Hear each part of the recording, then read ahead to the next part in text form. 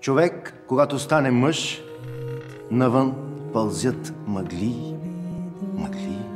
Играта само го влече, а пък дъждът вали. Защо възложихте това дело на мен? Кажете ми защо. Не съм длъжен да давам обяснение на никого.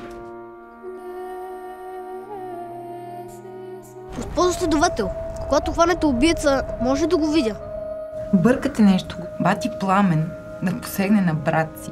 Това не може да се случи посмъртно. Леля, ви предпочиташе ли някой от двамата братя? Ама как ще ги предпочита, моля ви се? Татяна ли им е майка? На този свят всеки е сам за себе си. Моля те, не сега. Добре, не сега. Не, вие контролирате ситуацията.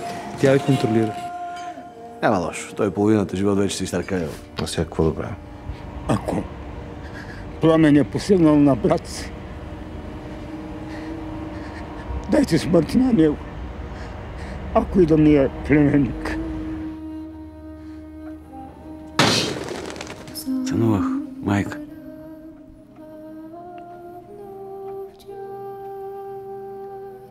Брат ви събуди ли се, когато нанесохте първият удар?